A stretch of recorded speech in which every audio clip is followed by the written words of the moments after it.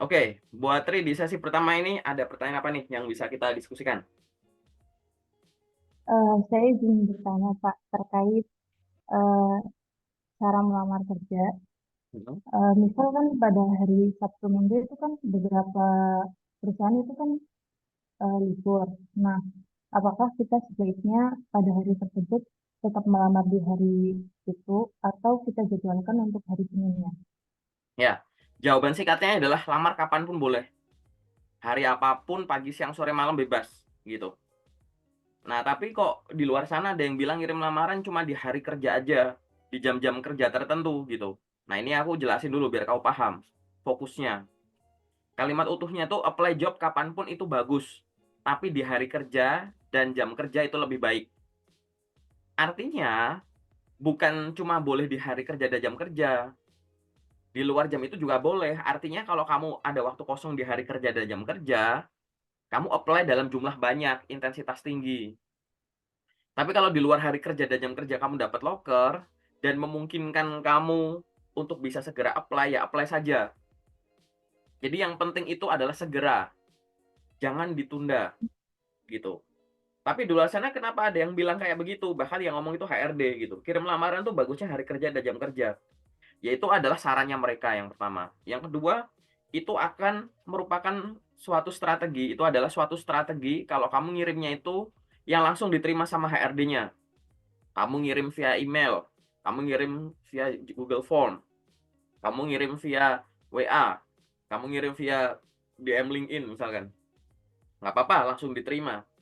Tapi kalau kamu ngirim-ngirim yang masuknya ke sistem ATS, kamu lewat Jobstreet, Glints, Indeed, Kita Lulus, LinkedIn, yang langsung di website perusahaan gitu, yang menggunakan sistem ATS, itu kapanpun boleh.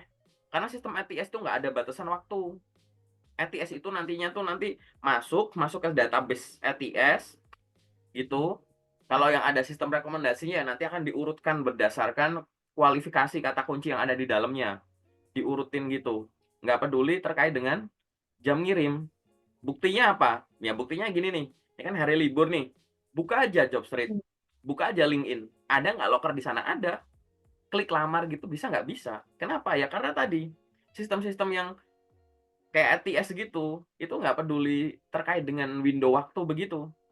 Mereka tuh yang penting data masuk ke sistem ATS, ke sistem database itu, kemudian nanti akan dipilih berdasarkan kata kuncinya. Jadi waktu-waktu itu nggak berpengaruh, gitu.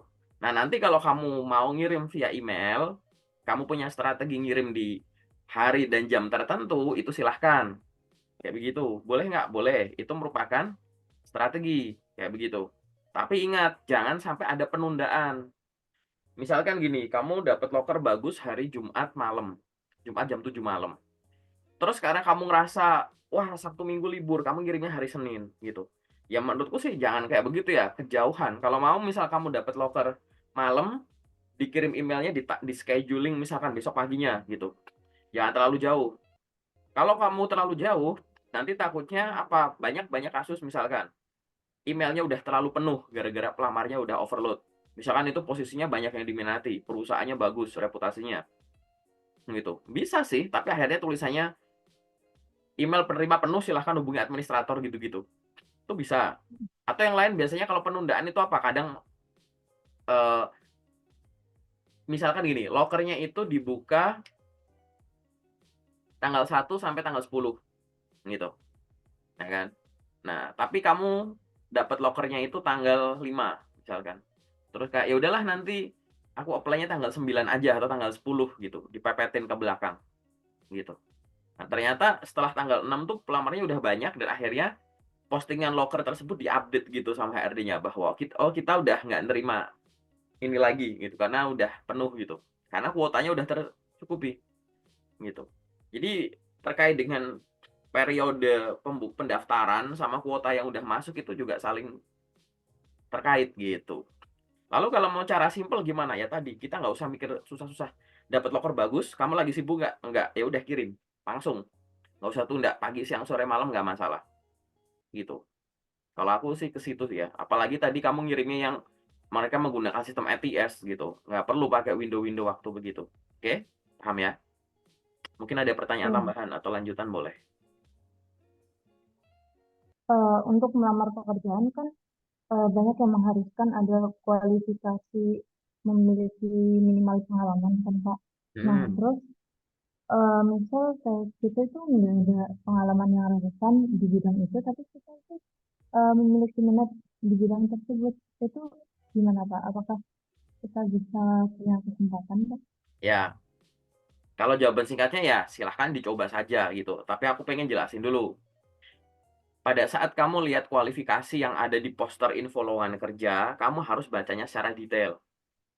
Ada beberapa poster yang tulisannya minimal pengalaman kerja 1 tahun. Tapi ada yang nulisnya minimal pengalaman 1 tahun gitu. Nah, kalau tulisannya minimal pengalaman kerja 1 tahun itu artinya pengalamanmu itu harus berasal dari pengalaman kerja.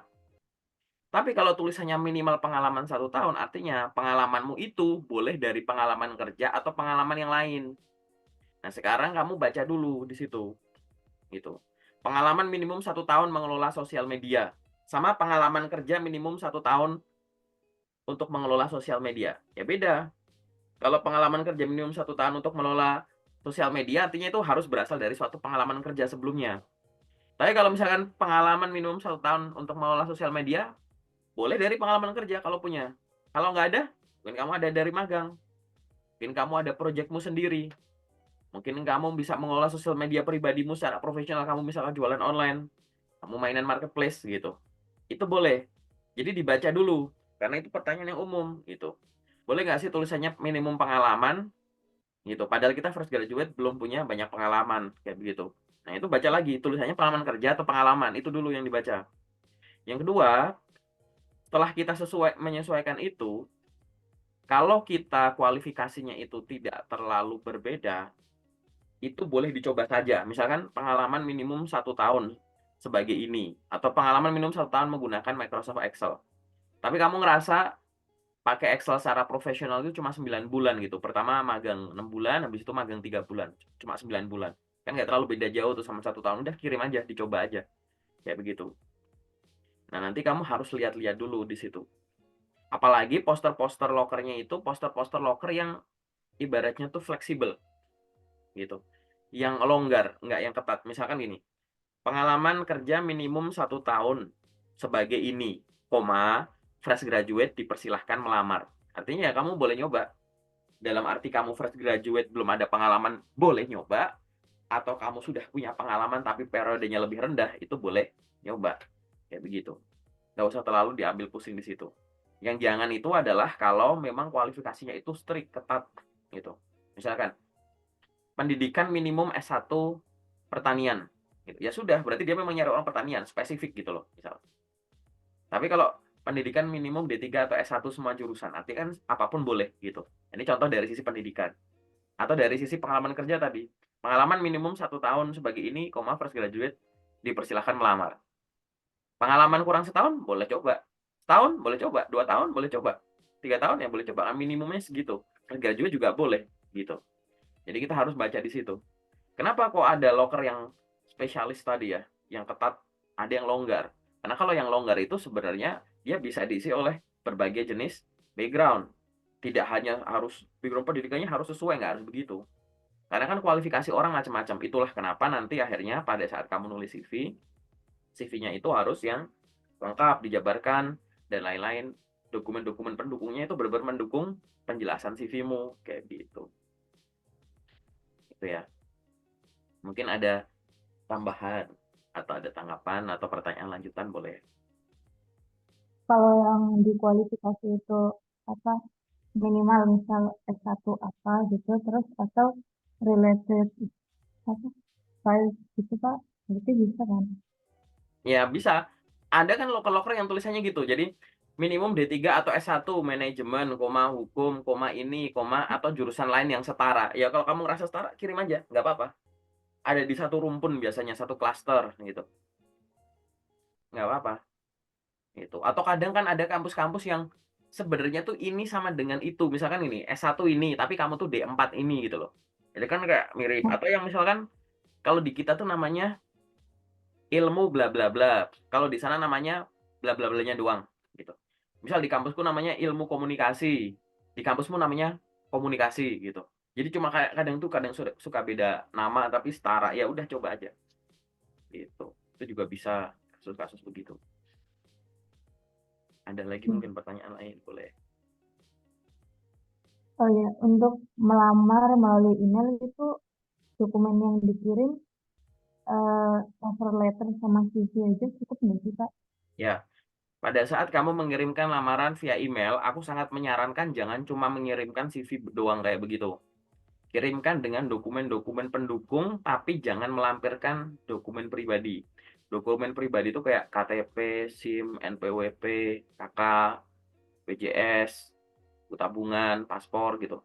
Selain itu, jadi kalau mau ngelampirin, kalau mau bagus ya, misalkan lamaran, CV, portofolio misalkan. Kalau nggak, lamaran, CV, sertifikat-sertifikat.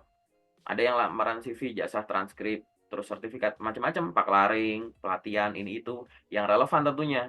Beberapa profesi juga bisa melampirkan foto formal, baik pas foto maupun full badan, gitu-gitu. Nggak apa-apa. Tapi jangan cuma ngirimin CV saja. Karena ibaratnya, kalau kelebihan dokumennya, iya, udah nggak kebaca. Tapi kan sayang kalau misalkan ada bahan pertimbangan lain yang bisa dilampirkan. Karena terkadang kalau arahan-arahan dikirim via email itu kan kadang bahasanya ada yang multitafsir ya. Misalkan, silahkan kirimkan CV ke bla bla bla. Ada yang kadang, silahkan kirimkan berkas lamaran lengkap ke. Silahkan kirimkan CV dan dokumen lain ke. Apa itu dokumen lain? Apa itu berkas lamaran? Itu kan multitafsir. Ya udah, ibaratnya jadikan satu file PDF yang terdiri dari banyak halaman, terus dikirim aja gitu, tapi tanpa melampirkan dokumen pribadi di awal. Jadi biar pertimbangannya itu komplit gitu. Kalau misal em, kan kita biasanya ada itu kan Kak, sertifikat pendukung kayak sertifikat Ujikom, kalau nggak sertifikat course yang kita ikutin. Nah, itu tuh harus relevan sama sama posisi yang kita lamar nggak sih Kak? Atau misal kayak gitu, sertifikat-sertifikatnya bisa kita jadikan portofolio nggak sih Kak? Ya, sertifikat jadikan portofolio ya bisa. Portofolio itu kan sebenarnya bukti karya ya gitu. Itu bukti karya dulu. Inti dari sertifikat itu bukti karya. Misalkan kamu pernah kerja jadi graphic designer, berarti ada portfolio project, nanti ada hasil projectnya, gambarnya gimana. Misalkan kamu punya pengalaman kerja misalkan jualan hijab di marketplace gitu. Nah, itu nanti kamu lihat tuh, kasih capture marketplace-mu tuh bentuknya begini, contoh produknya begini, tanya jawabnya begini, aktivitasnya apa di capture-capture.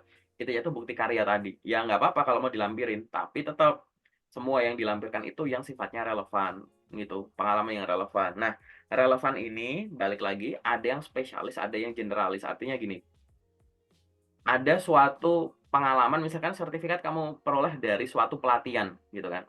Gitu. Nah, kamu pengen ngelamar kerja misalkan ngelamar kerja jadi juru masak.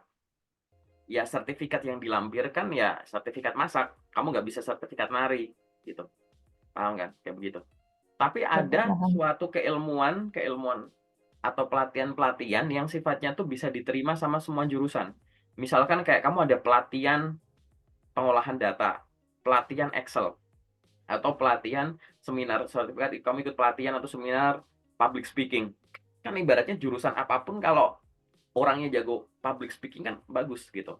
Atau kamu dapat sertifikat gara-gara ikut bootcamp bahasa Inggris, bahasa Mandarin.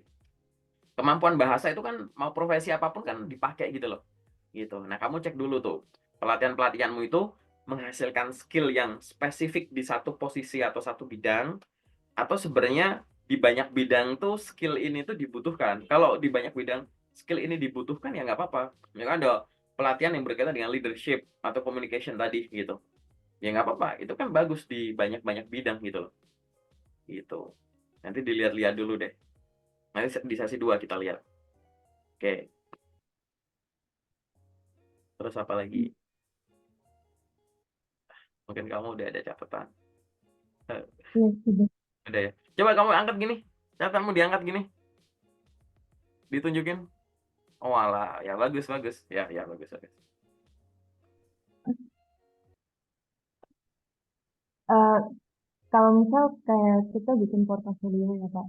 Nah, portofolionya itu lebih baik dibikin link di CV atau kita lampirin buat itu sih Pak, buat apa, lampiran CV Pak. Jadi gini, portofolio itu sebenarnya tergantung kebutuhan ya gitu. Ada orang yang portofolio itu bentuknya link, jadi portofolio online gitu. Jadi benar-benar diarahin kemana. Tapi ada portofolio yang dia itu ikut dilampirin di belakangnya gitu loh. Menurutku mau mau gimana? Ya mau dibikin dua-duanya juga nggak apa-apa sih buat antisipasi gitu. Maksudku jangan sampai gini, jangan sampai kamu bikin portofolio, dibikin link ke CV, tapi lampirannya tuh jadi nggak ada gitu. Paham nggak? Jadi dokumenmu tuh cuma surat lamaran sama CV, tapi di dalam CV ada hyperlink portofolio. Nah, nanti kalau Nah, dokumenmu itu di-download, terus kemungkinan HRD ngebuka link kamu kan kecil. Kan dokumen yang perlu direview kan banyak nih. Mesti kan CV-mu dibuka, terus di-scroll. Lebih gampang akhirnya habis buka CV terus di-scroll ada dokumen lain, portofolio gitu, atau dia dialihin ke internet kemana gitu. Apalagi nanti kalau di-print filenya gitu. Jadi jangan sampai di CV-mu ada link portofolio online, tapi di lampiran belakangnya tuh portofolio nggak dilampirin, paham nggak? Gitu. Karena ya ini buat paham. jaga-jaga aja sih, antisipasi tadi. Gitu. Di beberapa case ya, dan beberapa itu mungkin cukup banyak ya gitu. Bayangin aja eh, CV yang harus diproses banyak, tapi dokumennya tuh tadi di-downloadin, dibukain satu-satu. Kira-kira lebih cepet dibuka terus, wah ada link nih, aku buka gitu. Atau kok lebih cepet nge-scroll gitu. Nge-scroll karena udah dijadiin satu gitu loh. Nah, ini nanti disesuaikan aja sih sebenarnya. Kalau ukuran file portofoliomu kegedean, ya jangan dilampirin ke belakang. Kan CV atau dokumen itu walaupun nggak ada bahasa secara tertulisnya di info locker-nya ya gitu, itu kan ibaratnya kita nyarinya tuh udah tahu gitu. Dibikin di bawah 2 MB misalkan, 1 MB-an lah gitu. Gitu. Tapi ya jangan dipaksakan kalau halamannya banyak, ukuran filenya harus kecil, nanti kan gambarnya jadi blur. Kalau blur kan jadinya nggak layak untuk dilihat, ya jangan. Gitu. Disesuaikan dulu. Nanti aku lihat dulu sih dokumenmu kayak gimana. Tuh, apalagi boleh.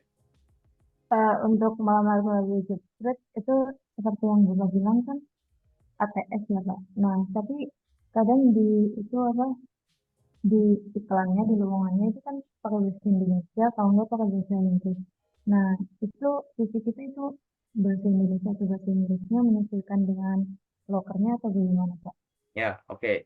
Jadi ada 4 pertimbangan saat kita itu ingin menentukan dokumen kita tuh mau pakai bahasa apa, gitu.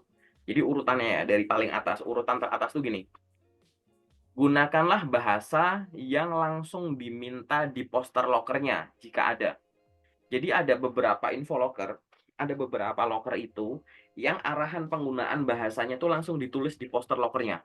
Misalkan di poster locker atau yang diposting sama HRD kalau di LinkedIn gitu ya. Misalkan gini, silahkan kirimkan CV berbahasa ini ke sini gitu. Aku nggak tahu kamu pernah melihat ada info locker gitu nggak, tapi ada itu gitu. Silahkan Iya, kirimkan Pak. kayak begitu. Itu ada yang langsung begitu. Atau kalau enggak gini, lokernya itu otomatis ditulis dengan bahasanya mereka gitu. Jadi poster lokernya tuh pakai bahasa Jepang, padahal penempatan di Indonesia, atau poster lokernya pakai bahasa Mandarin, padahal penempatan Indonesia. Nah itu secara nggak langsung tuh ibaratnya udah ada arahan menggunakan bahasa apa dan kamu harus menguasai bahasa itu gitu. Jadi urutan nomor satu adalah gunakanlah bahasa apapun yang langsung diminta. Oke, gunakanlah bahasa apapun yang langsung diminta di poster lokernya jika ada loh ya, kayak gitu. Itu urutan pertama. Nomor dua, jika arahan langsung penggunaan bahasa itu tidak kamu temukan di poster lokernya, yang nomor dua adalah cari momen atau cari kesempatan untuk memamerkan kemampuan bahasa asingmu. Contoh, ada poster loker yang dicari di situ adalah staff ekspor impor gitu, admin admin ekspor impor. Poster lokernya pakai bahasa Indonesia, tapi di kualifikasi orang yang dicari itu ada poin tulisannya TOEFL minimum 500 atau mampu berbahasa Inggris aktif. Nah, ini kan kamu harus melihat itu sebagai momenmu pamer. Ini kesempatan pamer loh gitu. Posternya pakai bahasa Indonesia, tapi di situ arahan kualifikasinya orang ini harus menguasai bahasa Inggris yang bagus gitu. Bukankah itu momen pamer untuk menggunakan CV dan dokumen pendukung pakai bahasa Inggris, seolah-olah kamu udah memamerkan dulu kemampuan bahasa Inggrismu secara tertulis. Nanti tinggal kalau dikasih kesempatan diundang interview, ya tinggal buktikan yang secara lisan, kan gitu. Ya, jadi urutan pertama tadi ikuti sesuai arahan kalau ada, kalau nggak ada yang nomor 2 cari kesempatan buat pamer, gitu. Menunjukkan kemampuan bahasa asingmu. Kalau nggak bisa juga, kita ada urutan yang ketiga, yaitu gunakanlah bahasa yang setara. Kalau lokernya bahasa Inggris, ya kamu ngirimnya bahasa Inggris, gitu-gitu. Oke. Tapi kalau urutan ketiga ini pun juga kamu kesusahan, menggunakan bahasa asing yang setara juga kamu nggak bisa, maka gunakanlah opsi terakhir, opsi keempat, yaitu gunakanlah bahasa yang kamu bisa dan terbiasa aja, gitu. Itu adalah opsi yang keempat. Oke. Tapi balik lagi, kenapa kok aku menyampaikan 4 ini? Karena ya opsi-opsi teratas tadi tuh yang harus kamu pertimbangkan dulu. Misalkan kamu nanti kalau tiba-tiba tanya sama temen, CV harus bahasa apa sih? Udah, yang kamu bisa aja, gitu. Artinya kamu langsung diarahkan ke nomor 4. Tapi kan sayang banget kalau diarahkan ke nomor 4 ternyata di poster lokernya nyuruh pakai bahasa tertentu, udah jelas-jelas nomor 1 itu, gitu. Atau, ya ngapain kamu tiba-tiba nomor 4 kalau kamu ternyata tahu di poster lokernya tuh ada kesempatan untuk pamer tadi, branding tadi, kemampuan bahasa asing gitu. Gitu. Jadi urutan pertimbangannya tuh 4 tadi gitu. Oke. Kalau yang itu kan apa yang di Jepstreet itu kan ATS kan Kak. Berarti ATS itu Suaranya bisa lebih nggak gede nggak? harus, kalau yang di Jepstreet itu kan ATS kan Kak. Nah itu berarti nggak harus pakai bahasa Inggris atau bahasa Indonesia, itu lebih baik yang apa mempertimbangkan dari keempat tadi ya Kak. Iya, bagusnya itu. Tapi gini ya, kita kan barusan kamu nanya soal job street ya. Ya, Kalau kamu pakai job street, kunci main job street itu ada 2. Yang pertama, kelengkapan akunmu. Jadi begitu kita punya akun job street, itu semua section-nya itu diisi dan dijabarkan. Kalau CV, itu keterbatasan nulisnya itu dari sisi apa? Halamannya. Kan CV disarankan 1 sampai 3 halaman misalkan. Jadi banyaknya karakter yang bisa kamu tulis ya bergantung dari halaman CV yang kamu tentukan, ya kan?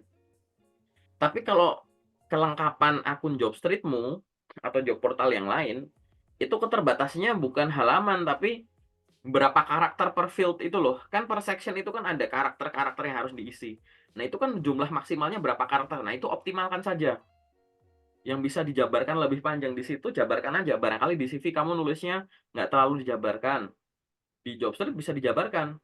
Memang benar, ibaratnya isi CV-mu misal pendidikan, kamu kopas ke Jobstreet, pengalaman kerja, kopas ke Jobstreet, magang, kopas ke Jobstreet, betul.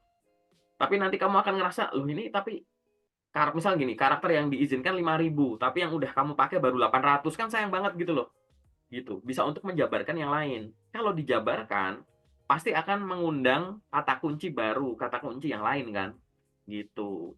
Nah, nanti kan pakai sistem pencocokan begitu ya, gitu, di-matching-in gitu, gitu. Jadi kelengkapan tadi yang bisa dijabar-jabarkan di Jobstreet itu kunci pertamanya, gitu. Jadi harus lengkap.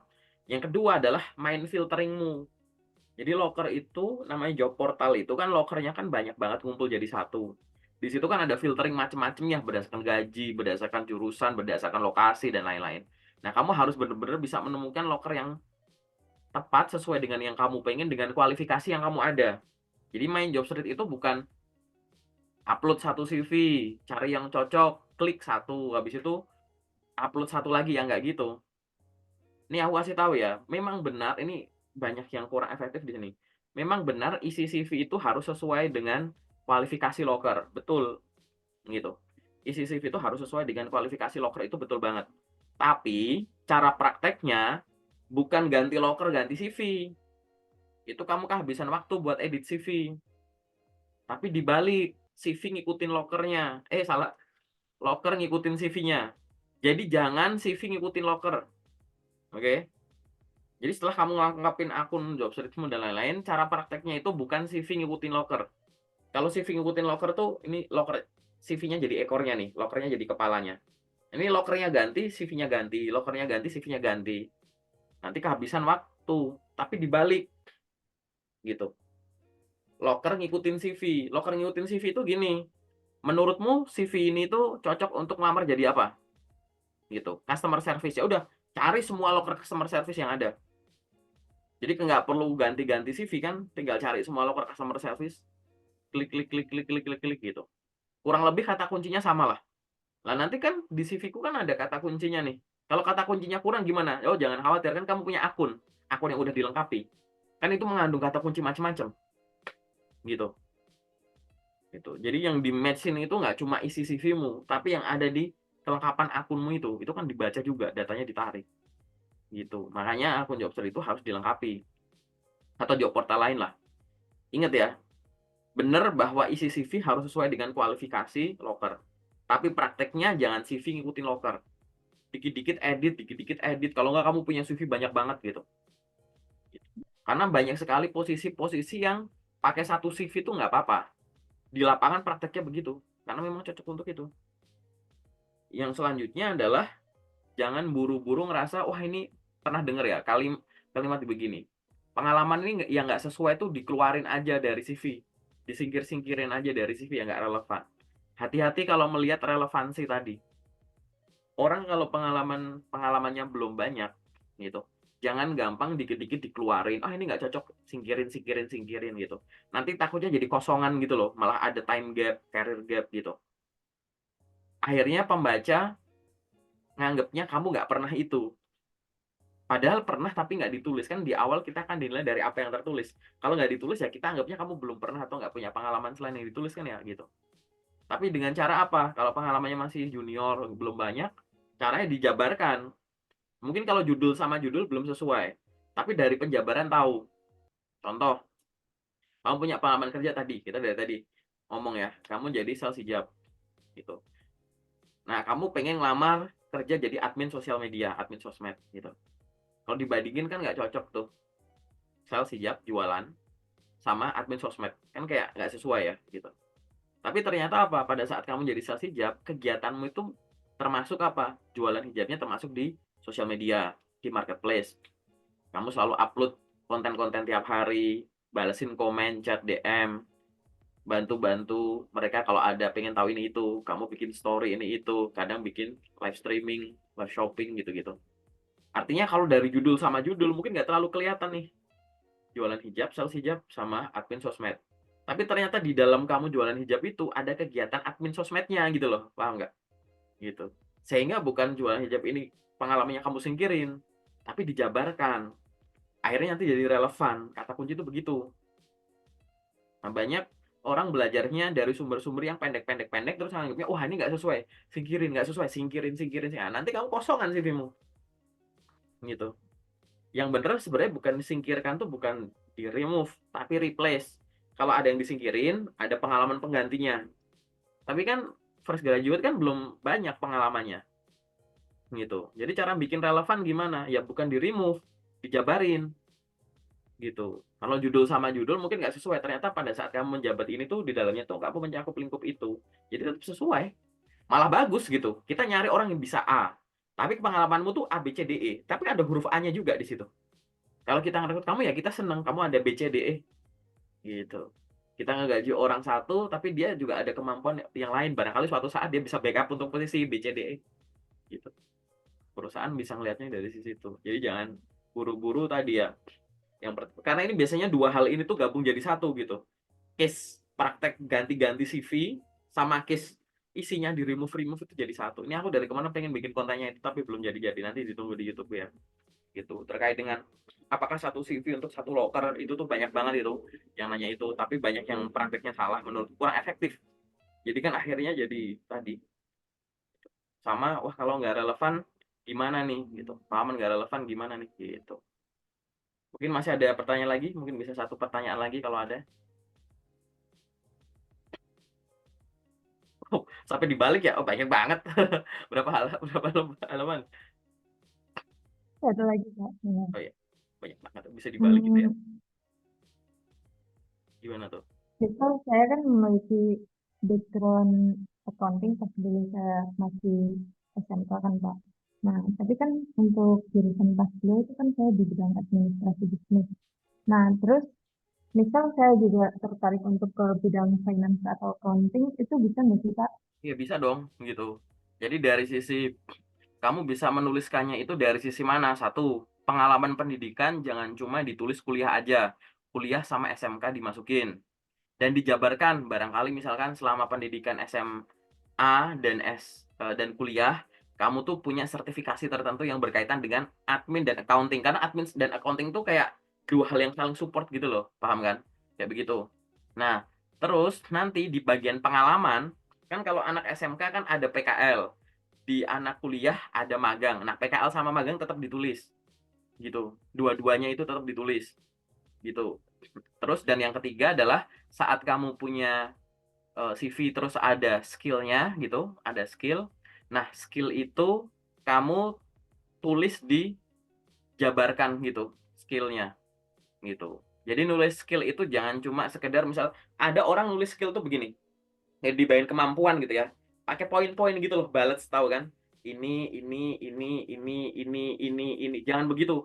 Mau begitu sebenarnya juga boleh, tapi biar lebih bagus lagi, kamu klasifikasiin. Misalkan kemampuan di atas tuh misalkan akuntansi titik dua, ngapain di koma-koma gitu misalkan. Jadi kayak kemampuan accounting aku bisa ini loh, di bawah administrasi kamu apa tuh misalkan data entry, data apa pengarsipan data, data ini gini gini. Bawahnya lagi bikin skill software titik dua, sebut nama softwarenya apa misalkan. Bawahnya lagi komunikasi atau bahasa titik dua, bahasa Inggris, bahasa Mandarin, bahasa apa. Jadi skill kamu tuh dikategoriin berdasarkan sektor-sektornya gitu. Itu malah lebih enak buat baca gitu. Nanti kita bahas di sesi 2 lah kayak begitu. Oke? Tapi tadi ya tetap boleh ya karena accounting dan admin itu saling menguatkan. Nggak ada orang jago accounting tapi adminnya jelek, ya kan? Nanti bingung apalagi isinya angka dan lain-lain, nanti takutnya ada kerugian finansial dan gini, pasti harusnya bagus gitu. Nah, orang yang kerjaan jadi admin biasanya kan juga ngehandle, ya nggak semua admin sih ya, admin tertentu itu kan ngehandle accounting juga kan kayak gitu, ngehandle yang hubungannya sama itu juga, report-report. Kamu kan nge-collect banyak data, dirapiin dan nanti kan didistribusikan ke banyak orang gitu kan, banyak pihak. Itu biasanya kan juga ada data-data accounting juga kan gitu. Jadi nggak masalah gitu. Oke, sampai di sini cukup paham ya? Oke. Bentar ya, tunggu bentar. Kita masuk sesi 2 aja ya.